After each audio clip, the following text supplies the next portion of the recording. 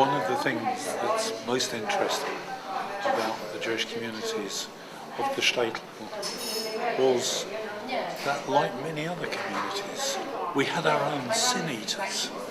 We had people who were the poorest members of the community, who were actually paid not just to be the official mourners at a funeral and to cry and surround the body and protect the body during the period before it was actually encased in the coffin, but they would actually be around when a person who was dying made their final confessions or was given some type of last rites by the local rabbi, and they would be holding the bread, and that bread would take up the sins that they had, and the poor people would be given the bread, and from there they would be paid to eat that bread and therefore absorb the sins that the person dying had been allowed to relieve themselves of.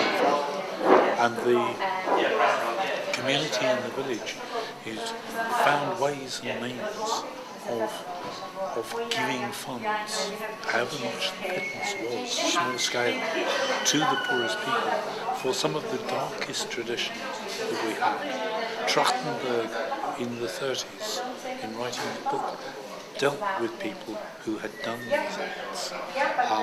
In today's world, it seems so far-fetched, but it wasn't, because the world of the shtetl was a much darker world, much more superstitious, probably because of the protection that people needed, the cleanliness that they had to keep, and the fear of the outside world that kept people hemmed in to their villages and their communities.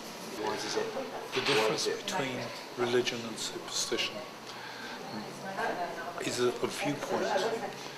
The official, if you like, the official explanation in Chambers' dictionary is that whereas religion is the belief in and dedication to a divine will and a divine described creation, superstition is an unrealistic belief in. And so you can see, to a certain extent, that whatever the philosophy is, depending on where you're standing, as to what is real and what is unreal to some people. And that's why I think humanity and mankind in general actually it has such wide beliefs, because if you're going to describe something as unreal, it depends totally on what people's concepts are as to what is seen as unreal and what is seen as divine. The image of God, the creation of God, the image of God, the idea that because we are part of God, the business that some people have, that photography is almost akin to idolatry, because you freeze frame somebody for one moment of time, for all time, so that part of their soul is imprisoned in a photograph and held to that time.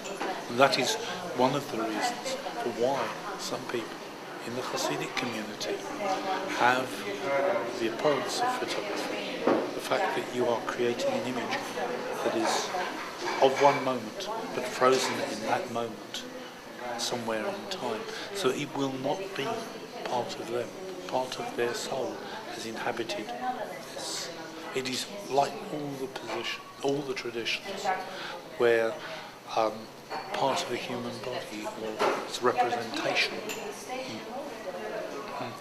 has parted from another part, like toenails, like hair clippings and so on. So we're always consigned to the fire, because then nobody could take them away and reproduce the human being from those things. Because, believe me, there are ancient, very ancient Jewish traditions where the belief seems to be that taking a a fingernail or something can reproduce the whole thing. The interesting element is, of course, that suggests that we were into discussions about DNA a long time before anybody else. And the tradition that is the legend of the Luz is that there is a little bone in the nape of the neck, the smallest of all vertebrae, that if God can find in the shale and the shards of a human body that is fire destroyed, then he can create from that the whole person again. Well, the spittle with regard to everyday people is you have the famous tradition in Jewish circles of spitting 3 times. There does seem to be a whole body of Jewish folklore, which is what I call the 3-in-1, which starts in the Chumash with the descriptions of a human being and goes on from that point to have been taken up by Christianity and other religions that seem to be, in some religions, what they call the golden number, the golden triangle, the 3-in-1 being the absolute number, not 1 being the unity number, but 3, because there are 3 parts to a human being, and spitting 3 times may be a way of protecting an individual, although we are told it's for luck. Many people spit on their hands when they do it, or spit to one side. In some traditions, you spit over the left shoulder because you have laterality. You have the strong right hand of God and the weak left. If in most communities the right hand is the strong one and the weak the left, then the weak side, the left, is dominated by evil spirits, by demons, and so on and so forth. And so therefore you lend your hand that is the strongest to help God. The weak one is the one that comes and does things. In ancient societies, of course, the left hand, as in India today, would be the hand that, if you like, cleans the bottom. When wiping away excrement, things like this, would be that hand, and therefore would be the hand that carried the filth away, and the disease, and so on and so forth. Therefore, it would go on from there, that character. And things of the left, you spat over the left shoulder, you spat into the face of the devil. You threw salt over the left shoulder, you threw salt into the face of the devil, and therefore hoping that salt as a cleanser would be actually used to make the demon go away if you felt you were under pressure. Dreams have always been seen in most cultures as divination, because nobody's ever been able to explain, if somebody has a dream, what it means. Various people in the community, I think, many of them involved in storytelling, would try and interpret dreams. The wise women, the muddy occasionally, would try and understand. We had people in the community who were storytellers, whose job it would be to go to a lavoya, a funeral, a shiva, and tell stories that would help the people express their emotion. If they found difficulty in crying, in tears, in mourning.